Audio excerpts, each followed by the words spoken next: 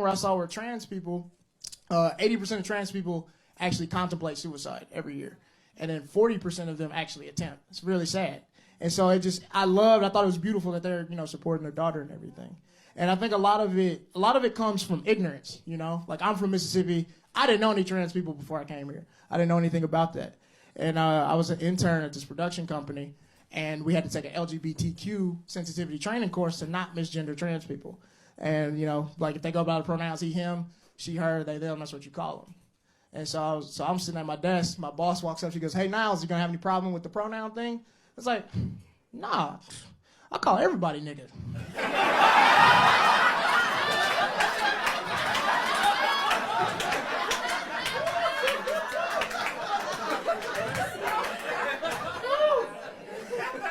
Yeah, that job didn't last long. That was... What's up, guys? It's me, your boy, Niles Abston, host of Niles Abston's Big Ass House Party. Y'all know it by now. The number one party podcast in the world. I'm gonna say that every episode, multiple times. That was one of my favorite jokes that I did on the special, and it's done well on the internet and things like that. It's one of those jokes I like that comedians do when I was growing up that I would see where it would have this big setup for a huge payoff. And so like when I tell people when they write jokes, it's like, get to the point, because if you have a joke where you don't get to the point, that means the punchline has to be worth it. It has to be something people don't see coming. It has to be something that's going to get a big laugh. And so that was like one of my jokes where I have this big setup where I have a lot of exposition, and then I drop this just stupid, ignorant ass punchline at the end that makes everybody laugh. So it justifies me talking so fucking much. But yeah, one of my favorite jokes. Yeah, that's also on Girls on Tour the Jokes. And like I say every episode, if you still haven't watched my comedy special, Girls on Tour the Jokes, please check it out on YouTube. I know a lot of you guys are finding me from different things. One of my jokes was on the popular internet show Some More News. So if you're on my YouTube channel, if you're on listening to the podcast from that, I have a lot of stuff you guys could go watch, including my comedy special, Girls on Tour the Jokes. So please go check that out. We got a really funny party story today. This one's a high school story that somebody sent in. You will remain anonymous, don't worry, because this is really fucked up. They're like, where were the parents? So they start the story off by saying they were all in high school and they were all getting fucked up on Mad Dog 2020. First mistake. If you don't know what Mad Dog 2020 is, Mad Dog 2020 I think definitely boosts the crime rate in every city. And if you have a teen pregnancy problem, you probably got a Mad Dog 2020 problem as well. So picture this: bunch of high school kids at a house alone, getting drunk off Mad Dog 2020, and they're playing Edward 40 Hands. If you're not familiar, there's a film called Edward Scissorhands starring the talented Johnny Depp. He has scissors as hands. So somebody created this drinking game called Edward 40 Hands, where you tape 40s, which is a large beer, to your hand, and you drink them, and then once they're empty, you can get them off your hands. They were playing this with fucking Mad Dog 2020. And so they're all fucked up. And so and then they played it with the 40 ounces too. And so whoever finished first won. Nobody really wins that game. So she said, first person that passed out in the coat room. And it was basically a bedroom where everyone threw their winter coats and shit on the bed. So she said, if you were about to fuck someone in there, you got to be courteous and push them over, because, hey, Burlington Coat Factory isn't cheap. So their buddy passes out in a bunch of those big puffy coats with the fur collars, so you can't really see him. So he's like naked, passed out in these coats. And then someone brings a girl into the coat room because they want to hook up. And the girl goes to the bathroom, but she's so drunk that she falls in the tub and stays there and never comes back out of the bathroom. So the dude who's super drunk apparently he was just super horny or whatever, and starts jacking off in this room because he thinks he's all alone, and he gets it on the coats that are on the bed, and that dude is in the coats, naked, drunk, passed out. So some of the excrement gets on this guy's back, and it looks like for all of high school, they called this dude Jeff the Comeback Kid. That is fucked up. Oh my gosh. I hope Jeff got years of therapy after this. Y'all terrorized him in high school. I already know. Damn, Jeff, if you see this, I feel for you, bro. You were just passed out, and that had nothing to do with you. High school is fucked up when you add alcohol to it. Do not drink Mad Dog 2020. This is an anti Mad Dog 2020 podcast. But with that insane story, couple announcements. We talked about on the last episode, December 11th. I'm doing 2 shows, 8:30, 10:30 at Third Wheel Studios off Santa Monica Boulevard. I am shooting my special, sort of. It's like a test special. So like I'm shooting the special for the special. So I'm doing like a 45, 50-minute set. Y'all come out. I'm getting it on tape. I need a good audience. Gonna have some funny people open for me, some music. It's gonna be a good holiday party time. It's called Niles Abston's Big Ass Holiday Party. So it's like this podcast, but the holiday version. So get your tickets, 8:30 or 10:30 show. It's gonna be really fun. Hope to see you guys there. And with that, Deuce Flame, bring us in with Black Tea. Trapped out, trying to get them bands in my black tee. Lost come, I don't know a thing, but don't ask me. Pressure came, and these niggas ran like a track meet. Goofy niggas always pop up like acne. Actually, I can only go where the cash be. But look, we have a very, very special guest. Not only one of my favorite comedians, just one of my favorite people. She's just so dope. She's so funny. She just taped a comedy set at the Comedy Store with Complex and the Lucas Brothers and Freddie Gangsta Gibbs. Like what? Like who does that? It's amazing. She had a film go to Tribeca with the Duplass Brothers that she directed and starred in. I got some very amazing guests on this show. Y'all give it up for Taylor Garron. Niles, okay, first of all, incredibly flattering intro. Thank you so much. Thrilled to be here and thrilled to talk about partying. One of my favorite things. Hell yeah. To break the ice, and I mean, I don't really need to break the ice. I know you for real. But let me ask you a few party questions. Okay. Sure. All right, so let's do setting. What do we do? Dive bar, club, house party. What's your favorite? Okay, I'm gonna rank them. House party is my number one, but I feel like as you get older, you go to the house parties get like whacker. You know, it's like, oh, we're doing dinner, which is like a dinner party's fun. You know, drinking some natural wine or whatever. But like, I miss like an early 20s or like college house party. Like people passed out, somebody like, you know, leaned over, throwing up somewhere. Not that I love that, but it's just like, it's part of the atmosphere, you know, and just like you buy like a 30 rack of beers and you just put it in the fridge and you can't like, no one's like, it's a free for all really, you know, you can't be like, no one touch this. But I went to a PWI. So black party is obviously a little different. It's like, don't touch my shit. You ain't buy that. But yeah, house party definitely. And then bar and then club. Club for me is like rare because I'm a little washed, but yeah, I feel that. Okay. What I also am gonna do is, this is the idea I had this morning. I'm gonna put together a playlist of party music from each, like all the guests over time. So tell me, what is like one song, if it comes on at, and if you have a couple, let them fly. What is a song that it comes on at the party? You like, oh, I gotta get down. You're putting the drink down. You running out there, or you going out there with your drink. I don't care. What is it? Sure. Okay. This is a tricky one because I feel like depending on the mood, it could be, depending on the vibe of the party, it could be two different songs. You know, like obviously, if I'm at any function and Back That Ass Up comes on, like people need to get out my way. Do you know what I mean? Like move on Black. You know, like this is like our I was gonna say it's our like Black national anthem, but we have one of those.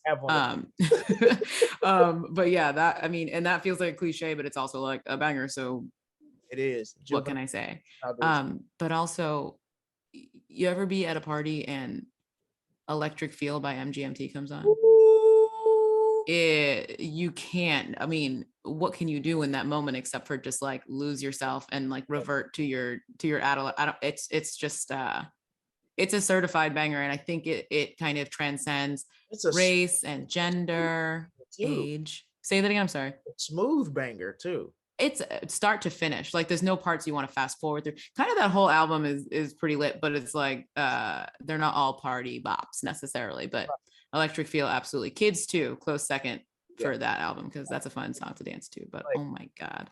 Because I think I figured out what I'm gonna call the playlist. I'm calling it Oh Shit. Because like Back That Ass Up and Electric Feel, that's one of those songs where if you drunk and then you hear you go, oh shit. Or like, oh shit. Like depending on like the level of drunk, you know, depending on what you want. So that's why I'm gonna call the playlist "Oh Shit" because that's what I love that. Those songs come on, it's like "Oh shit, let's go!" Oh like, shit, yeah.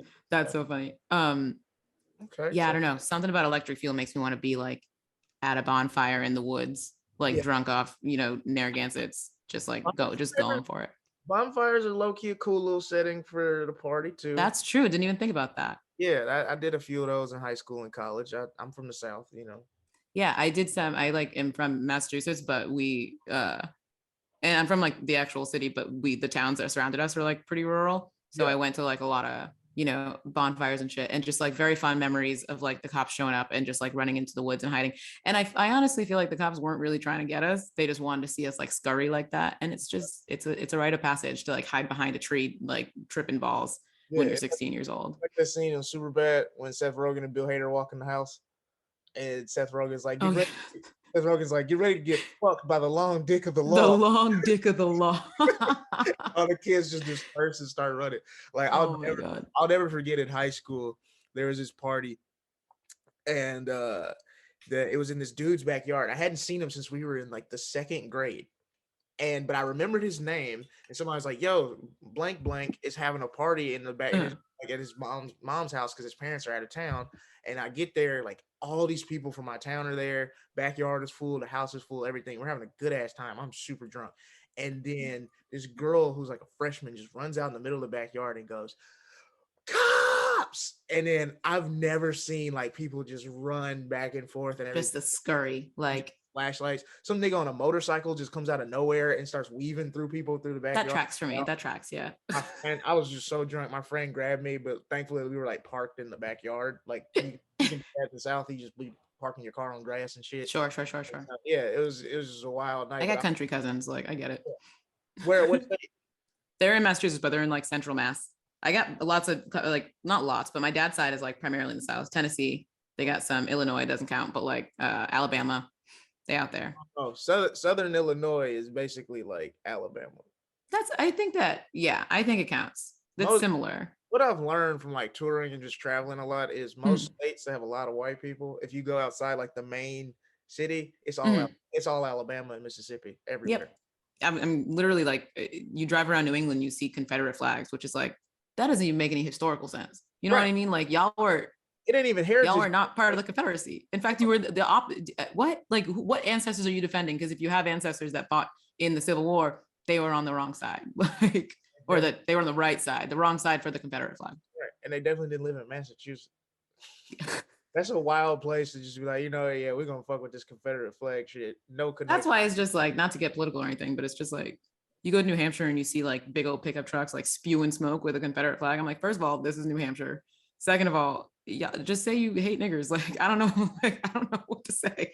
Like, you're not doing it for like a heritage thing. You're from fucking New Hampshire. New Hampshire, bro. New Hampshire. New Hampshire's wild. I feel like people don't know about it because it's like people see New England, they're like, oh, leaves and the autumn and like apples. It's cute. So weird. Like East Coast people be on the Confederation. That's like when like white families go to like the Caribbean and come back with braids. It's like, what are you doing?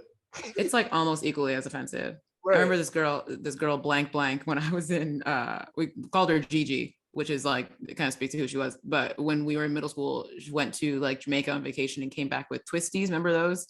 All the it wasn't quite braids because like they can't really handle that or else their scalp are gonna fall off. Yeah. She had these twisties, they had like beads in them. She was all tan. I was like, first of all, I'm jealous because my parents didn't have money like that. But like, secondly, why do you look like that? What's going on, girl? I blame the Baja man. Who let the pogs out? Am I right? Yeah, look, Baja Men ruined. Like they made the Caribbean look too fun to white people.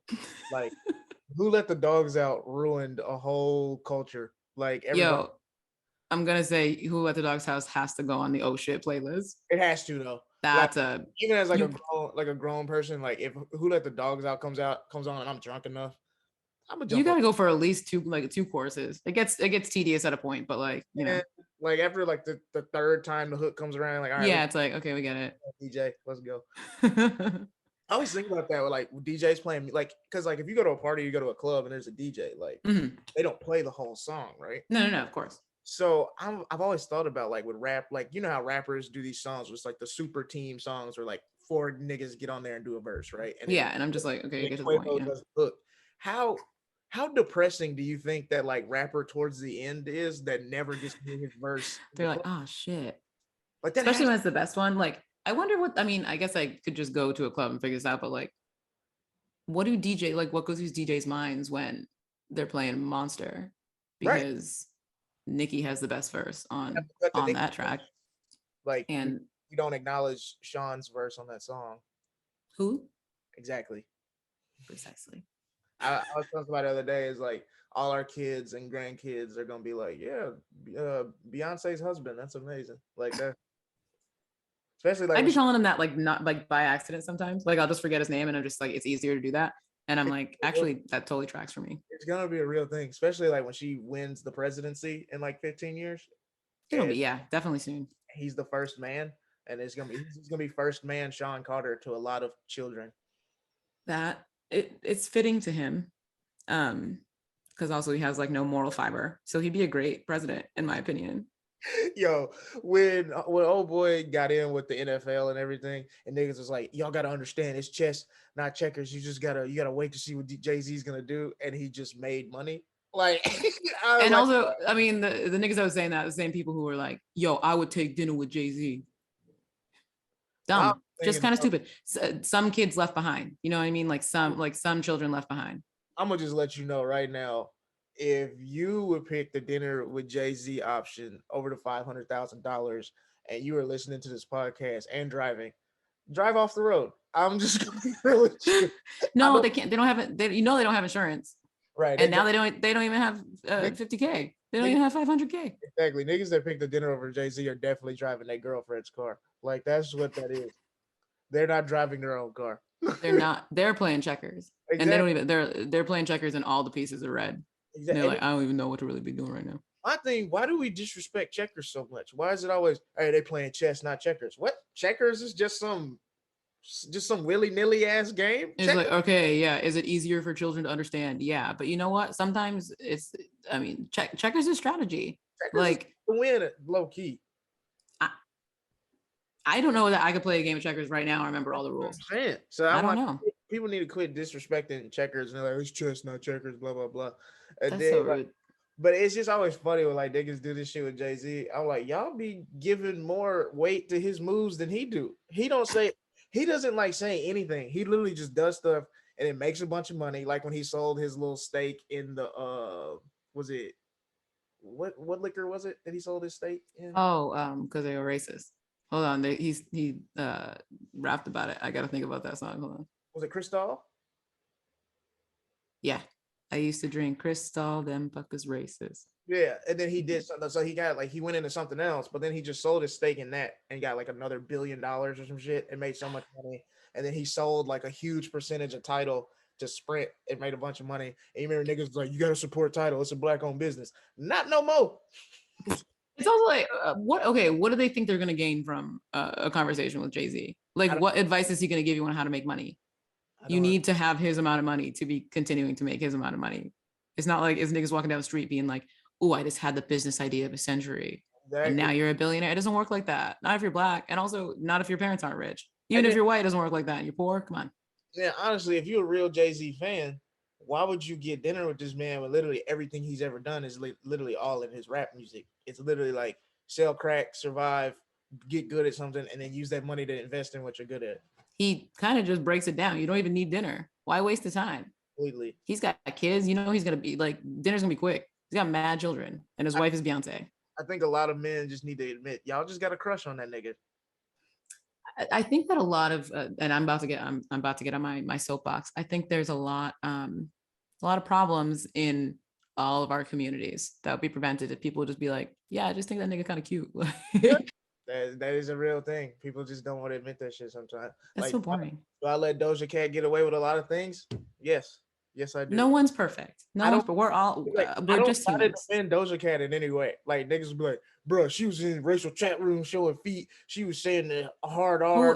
Who among us? Who And I'm among us? like, look, man, that's all true. I'm not gonna defend her. I just think she's fine as hell and makes good music, and I have a big crush on her. I'm sorry. And that's fine. I mean, we can't help who we're attracted to. And of course, it's shaped by like lots of different things, but also it's shaped by people who be looking good. And she but look I'm good. not gonna be out here defending Doja Cat. Like, Of course not. You'll I mean, you don't have to defend someone to be like they're hot. That's why, there's fucking e-girls all over Twitter being like, ooh, young Stalin could. Like, young Stalin absolutely would. Young Hitler, ooh, I've never seen the Hitler one, but like young, like, I don't know. They find a picture of like a dictator and he has like a chiseled jaw and some high cheekbones. They're like, ooh, he could have gotten it in the 30s. so weird. I'm like, y'all are fucking gross and weird. So gross. So you're from Massachusetts. Mm-hmm.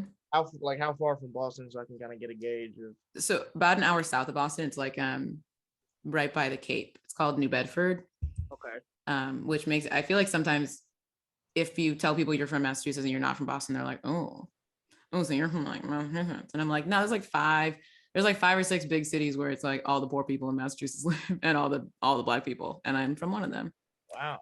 Okay. Yeah, it's fun. So where did you party more like there when you went to college? So I went to college at a big party school in Western Mass. So I partied there. I did party in high school because it was like, I'm from like the place I'm from. It's like, in poverty, lots of immigrants. Most people, like, they graduate high school if they do, and they like start families, or they, no one really goes to college. It's like not a super thing that you do. Yeah, it's like there's a big fishing industry in my town, so it's like a lot of the dudes are like, why would I go waste $100,000 in college when I can start making $100,000 a year by like going out as a fisherman? Yeah. So it's like, but because of that, it's like they grow up real fast, and so we do a lot of partying like in our teens. That sounds just Mississippi. There's really nothing to do, and most people are like parents by 17. Exactly. Like we were like partying and shit by like 14, 15 out there, and then there's just nothing to do. Yeah, I mean, yeah, there was like a football game on Fridays. It's like you could join one of the sports teams if you want, but like after that, like that, your 4 years in high school, like that's it. And then what else are you gonna do? Or before then, Right. It's also, they sent, there was a big Catholic school in the next town. It's like private and expensive and like all that shit. And if you got pregnant at that high school, they kicked you out and sent you to my high school. One of the worst high schools in Massachusetts, not to brag. At the Plan B high school, no pun intended. Exactly. We had, not kidding, we had a daycare in the school, and it was like you could. I wish I tell people that, and I didn't realize it was crazy until I left my actually hometown. There's a daycare in the school, and like teachers send their kids there, and also kids who, high school students who have had kids send their kids there, and you can like take a class that's like early childhood education, and you like work in the daycare and earn credit, which I think is kind of sick. That's turning a negative into a positive. That's when they were like, we have this teenage pregnancy problem. You know what we're going to do about it? Nothing. We're just going to work with it. And I don't know, that to me, that seems like modern problems require modern solutions.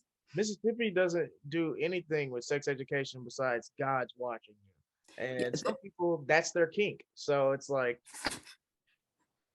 Yeah, we had pretty comprehensive sex education. Like, it's Massachusetts. Like, the education is pretty good. We just went to one of the worst schools because it's poor. Like, I don't know, we didn't have the funding, but yeah, a lot of babies. But once you pop them out, it's like, cool, we're back to the party.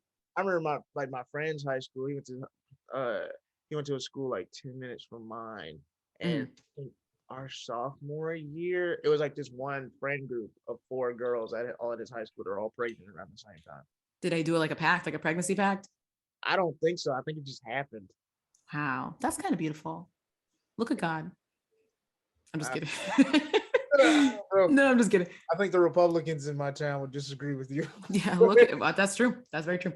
But no, we partied a lot. Like, I had this one friend, Mallory, and her mom had this boyfriend who like lived in a town that was like 45 minutes away. And so once we got to high school, she would like her mom would always be there, and so we would just throw parties. And I was like, like a goody two shoes for like a while. I got good grades. I was doing all the extracurriculars and shit, but I could still like hold my own. But basically, it was like when my friends wanted to do like degenerate shit, Yeah. and like her mom would call and be like, "Y'all ain't doing degenerate shit, right?" I would like make everyone shut the fuck up at the party because she trusted me, and I'd be like, "Of course, Miss B, like we're not doing shit. Like we're just chilling here." You always gotta have the good kid in the friend group. Exactly. Exactly. I lied to so many parents, and I don't feel guilty about it. Yeah. I was not that friend. Most parents knew if I was around that some shit was going down. I feel like, so what's funny, my parents, this is another weird thing that I didn't realize was weird. My mom is a Motown party DJ. Like she DJs weddings, anniversaries, parties, all this shit. Primarily Motown, but also just like she a DJ, she can play like party music, right? So like she very frequently, like on major holidays, would be DJing, especially New Year's.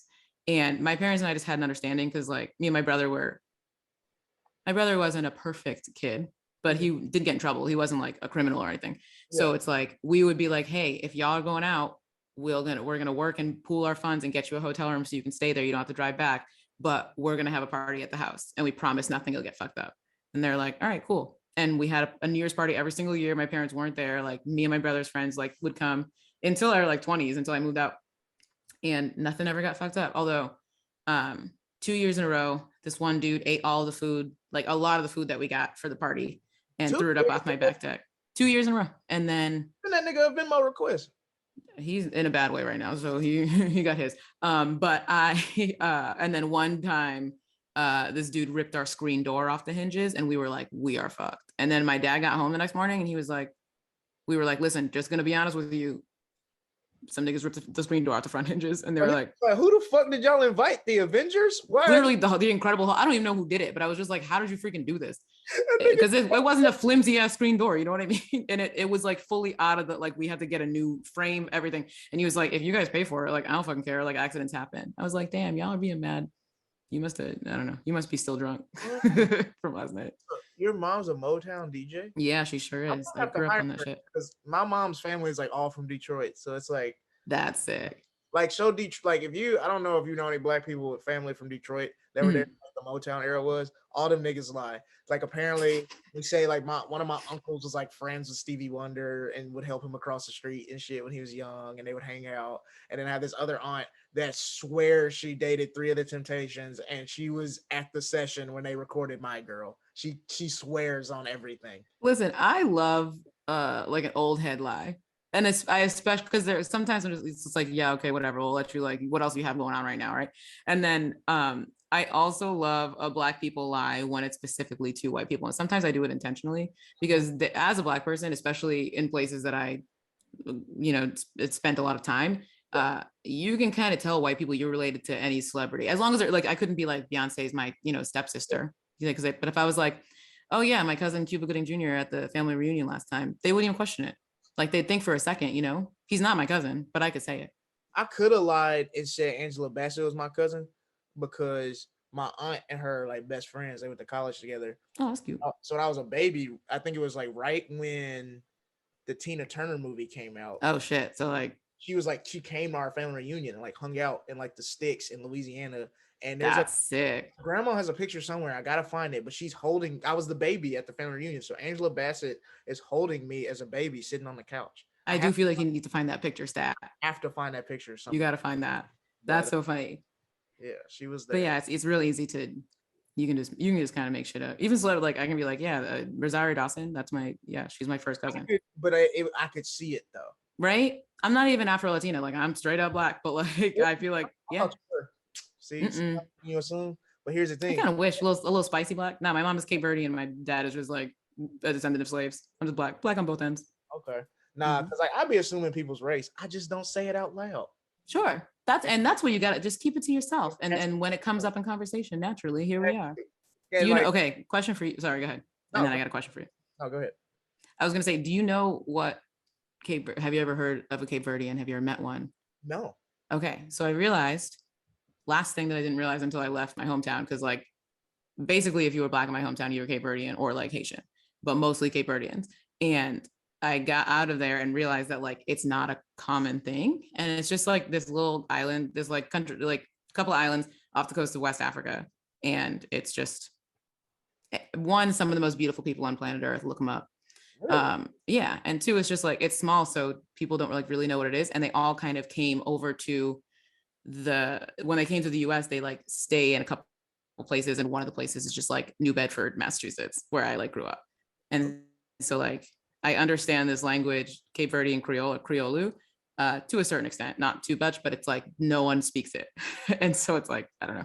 I just Googled Cape Verde women. Jesus. I know. Cape Verde was the first stop on the Atlantic slave trade. They like, once they left Africa, they like stopped over there to basically, get more food and assault all the women. So there's like I got cousins with like green eyes, red hair, like freckles all over their face. And it's just one of those things, not to make it weird, but yeah, anyway. So yes, black, but rare black, limited edition black. That's wild. Okay. Thank you. Cape Verdean, you're one of the first ones I've ever met. So I'm honored. I got cousins. You want to come to a family reunion? I got mad cousins. They all girls. Please. We got like 2 boys and one is my brother. I think they would love me. Please. I think they love you too. My mom would be obsessed with you. Oh. Most people's moms love me though. Like, I was real. Like, you seem like the type. Yeah, I don't know what it is though. It's that smile. Like, I feel like they like, ooh, you look like so and so. You got that so and so smile. I don't know, like Smokey Robinson. I don't know. So many people be like, yeah, I sent my mom your comedy special and she's your biggest fan now. Hell yeah. That's fucking funny. You're talking about black celebrities that we could be related to. Yeah. Who do you think I could be related to? I'm trying to get like a white perspective here. They play slave and I'm turning this shit off. That's fucking, I would never say that. That's rude. He looked like a little raisin. a little raisin in the sun. Right. It's like one of those things where I feel like white people will look at me and be like, oh, you know who you look like? And they'll say fucking anyone. I can't stand it. They'll say anyone. Anybody, like, because like I was explaining to one of my white friends, was like, for a lot of white people, they don't talk to a lot of black people. Yeah. So when they start a conversation, their first point of reference has to be like, this black person I'm familiar with from TV. So yeah, it's like I get Ezekiel Elliott, running back from the Cowboys, a lot. I get Chance, when I have a hat on, I get Chance the Rapper. That one's confusing to me. I don't get that. I don't get it either. Only white people say that. No black person has ever told me I get. Well, that's why when you ask me who you look like, I'm trying to think of like from a white perspective who you look like, because it's like I can tell black people apart. Because I'm like a black person. Like, to me, they have distinct features. I know which ones, like, sometimes, with white people, I'm like, especially even in the comedy world, I'm like, they're like, oh yeah, oh my God, Taylor, hi, we've met. And I'm like, is it Kay? Right. Ashley? Anyway, yeah, I've gotten, one time one of my friend's dads was like, DM me on Facebook, like when we were already adults, and was like, Taylor, I hope you've been doing well. It wasn't weird, but we were just like, yeah. But he was like, Taylor, I hope you've been doing well. I've been watching like, like the Olympics or whatever, and I can't help but think about how much you look like Gabby Douglas. Really? Can you pull up a pic? Gabby Douglas? I don't know. I guess they'll have kind of like the same bone structure, like in your face. I fully, absolutely do not look like Gabby Douglas. Not that she's not gorgeous. No, she's pretty, but like, we don't look anything alike. I'm several shades lighter. Her hair is totally different. Her face is, it's like there's nothing even that he could be like. He basically just saw like a young black person on TV and was like, oh, I know a young black person. My daughter's friend.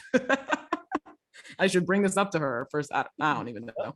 This was like pre-BLM and everything. I was like, what do you have to gain from this? Like, what do you want me to say? He just wanted to say hello. That's all. That's all. That was his way of saying hello, thinking about you. Hopefully you're doing good. That's very kind of him. Very kind of him. He was a Republican. I already knew that. You didn't have yeah. It was, I mean, I fully didn't have to say anything, but. So can you tell me like a wild ass party story of some sort? Oh, I have so many. Because I rattle off a couple. All right. I went to a party school, so I have lots from college, but my favorite one, I think, is from high school. And it was at the friend who I discussed before's apartment. Her mom was away. Okay. And we just raging, having a real good time. And one of the dudes who came to the party had brought I might be remembering what this is called wrong, but like an M18, and it's not a gun. It's like a little stick of dynamite, a little like you can get them at fireworks stores, right? Basically just like explodes, there's like sparks. And for some reason had the bright idea, probably because he was 16 years old and his brain was not developed yet, that he was gonna like bring some friends into the bathroom at this party and like show them. And so he lit it, and then he was like, oh, this is a really bad idea, which as he should have. And so he threw it in the toilet to like put it out. The wicks on these things are waterproof. So like it went in the toilet, and we were all in the other room just vibing, having a good time. And we just heard a giant fucking explosion. And we like peeked our head out to see what happened. And I've never seen somebody run out of a house faster. He like fully sprinted. We like went after him, and he sprinted down the street. He just did not stop. Right. So then my friend whose apartment this was, goes into the bathroom, and I just hear like hysterical crying because the toilet is fully exploded in pieces, shattered porcelain all over the ground. And just at that moment, her older sister gets home and goes in the bathroom and is like, I'm going to kick every single person's ass here, because now we have to call our mom. We don't have a toilet. B, we have to call our mom and tell her what the fuck happened and try to explain this to her, and see how are we going to pay for a brand new fucking toilet. Like, and this is fully 2 o'clock in the morning. Imagine calling your mom like, hey mom, a nigga blew the bathroom up. And she's like, okay, well just spray. It's okay. Yeah. Just just pee in the shower and then. No, mom, a nigga blew the bathroom up. Dynamite. No, like it's blown up. The toilet was exploded. That is crazy.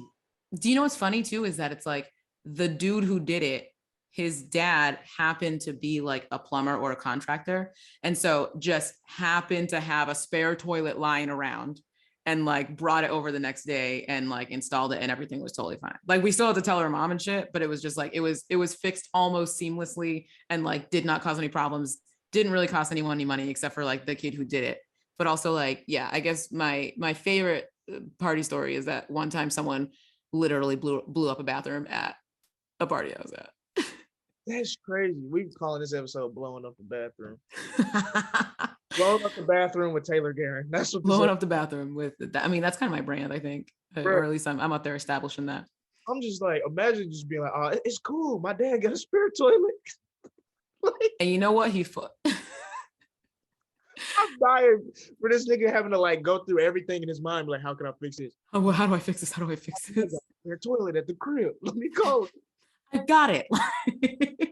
This shit is hilarious. Also, picture the conversation that he had to have with his dad, being like, Dad, listen, I need you to hear me out right now. Please don't beat my ass. You got in the back. You know that spare toilet?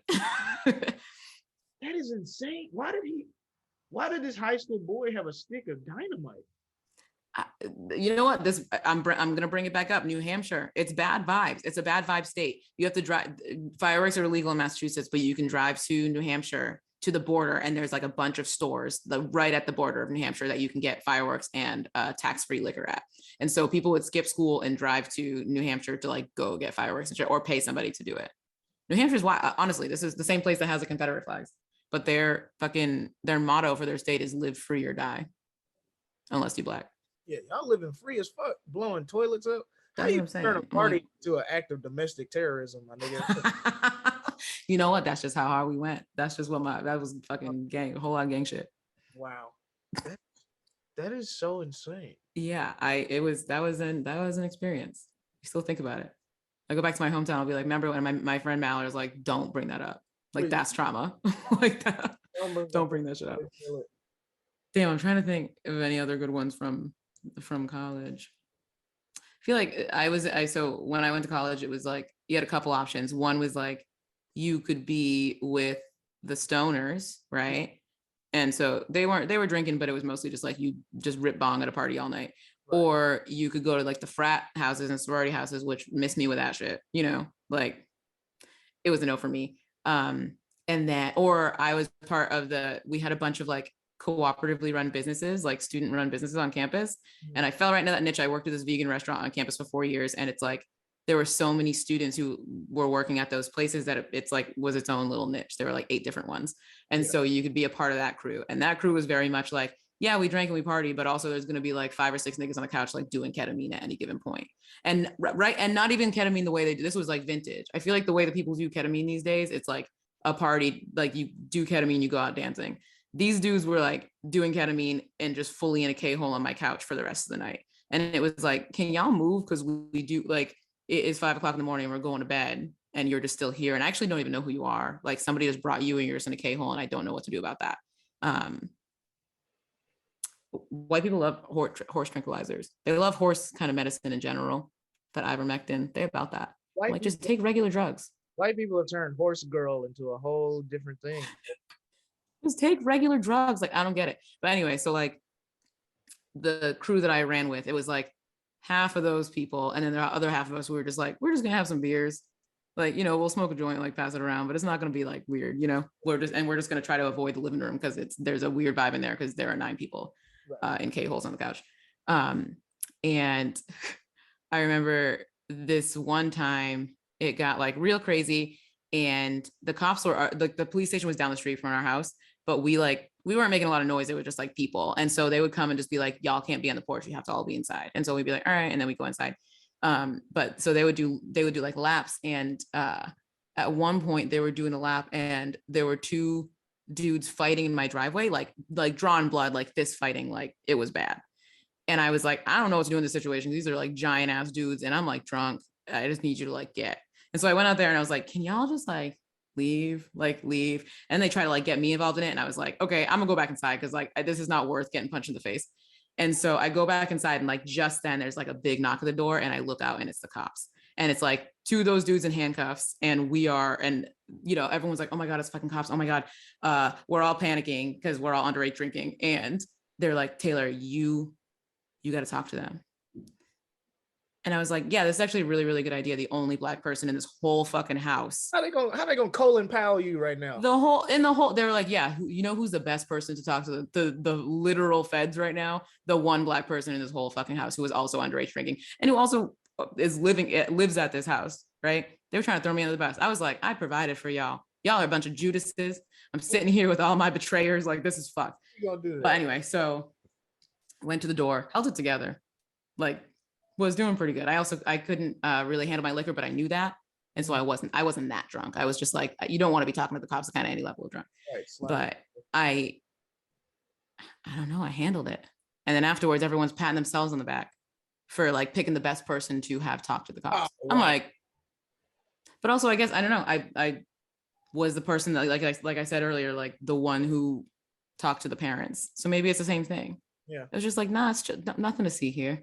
It's chill. Look, you can see in the living room, everyone was just like kind of taking a little nap. That is wild. It was the K-holes. But yeah, not as crazy as things got different. I feel like in my hometown, it was like, you know, we got into shenanigans. And when I got to college, it was just like parties were weird because I was not white. But parties were weird, not because, you know, anything really crazy went down. It was just because people were like, I don't know, white dudes were trying to take me home using like pickup lines, being like, yo, so I never been with one of y'all before. And I'm like, that's hot. Why do you think that's gonna work? I've never been with y'all before. I've never been with one of y'all before. I'm like, so get the fuck away from me. What are you doing? There's a reason for that. I'm good. Like, oh God. Yeah, they were wild. White people, I mean, like, yeah, you'd be my first Black dude. I'm like, yeah, that sounds like the beginning to a horror movie. I've seen that movie. It did pretty well. And not even a good horror movie, like the ones that end up on like Lifetime and shit. Like, yeah, I'm cool. My grandma, right? One time I ruined a girl's 21st birthday by accident. And it's just because certain things I can't stand for. It was in college and we were at there was this Chinese restaurant in town. It was great. And you could go and get scorpion bowls, real cheap food, delicious. We loved that place.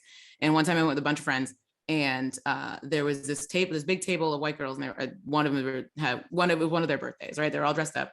And a bunch of people had brought like flowers and like gifts and shit. And one person made a card basically. And it was like on a piece of poster board. So it was like really big. And it was just like 21 things to do on your 21st birthday with like check boxes near them, right? And some of them were like, go streaking, like, you know, do a keg stand. And then one was, fuck a Black dude. And it was just chilling next to this table and everyone could see it, everyone could read it.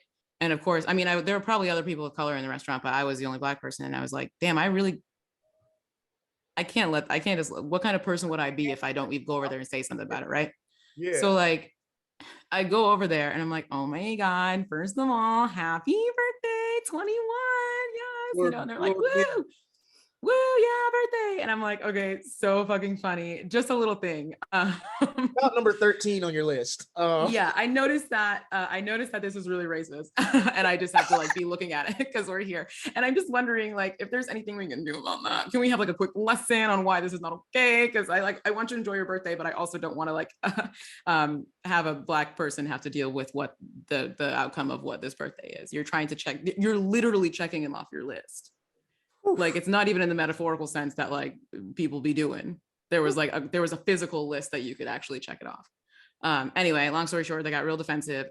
The birthday girl started crying. It got weird. We took our food to go. Yeah, when they can't win an argument or do it, they just resort to crying, and then that's good. I feel like I don't want every podcast I go on to be like white people are this and Black people are this, but it's so true. Sometimes white people are like this. But it be like that sometimes. It do. I don't want it to be like that in every conversation that I have, but sometimes people are like, Taylor, why do you bring up the Atlantic slave trade so much in just like casual conversation? And I'm like, because it fucking applies. Because every story, because it applies. Every story can't be blowing up the bathroom. Sometimes you gotta educate. Like not that I don't have a lot of fun, but also fundamentally, if you go back far enough, the fun is due to the Atlantic slave trade. Yeah, it's true. Hey, you know, we wouldn't have what's his name without it. Cuba Gooding Jr. Yeah, we wouldn't have snow dogs if it wasn't for slavery. Yo, we wouldn't have radio. Radio, snow dogs. Snow dogs too. Where he's like, give me the money was Jerry Maguire. Yeah. We wouldn't have Jay-Z. We wouldn't. It wasn't good. I'm not happy about it. We wouldn't have Jaden Smith, and that's the most important thing about America is Jaden. Oh, no, 100%. I feel like if you ask any European, Asian, kind of Pan-African even, like what is the most important thing to you about the biggest superpower in the world? It's like Jaden Smith. To me, it's like I don't have to think about it. Jaden Smith, like right there. Because most important export, and I will 100%. I will die on that hill. And with that, it's like that has been our episode. That was beautiful. This was such a fun time. It was a great time. I'm so glad thank you. Thank you. The people follow you. If you want more followers, if you don't want no more followers, that's perfectly fine. I don't know if people are gonna want to follow me after this episode. I'm sorry that I'm like talking a lot of shit, but you can follow me on Twitter and Instagram. It's at Taylor Garron. That's Garron. Yeah, if you're in New York, I do comedy a lot. Come see it. Yes. We're trying to sell my film, and then you can watch that at some point, hopefully. Yeah, that'll be cool. Or if you're in Denver, will this be out before November? Podcast starts in November. Okay, word. Well, I won't bring that up then. But yeah, if you're ever in Brooklyn, come see me do stand up, follow my shit. And I got some fun shit coming up. So stay tuned. Y'all follow Taylor. Y'all keep partying with me on Niles Abston's big ass house party, which is the #1 party podcast in the world. No debate. And if you have some wild ass party stories, you know what to do. Text them to me. Kate set up a number for you guys to text. It's in the Twitter bio. It's in the Instagram bio.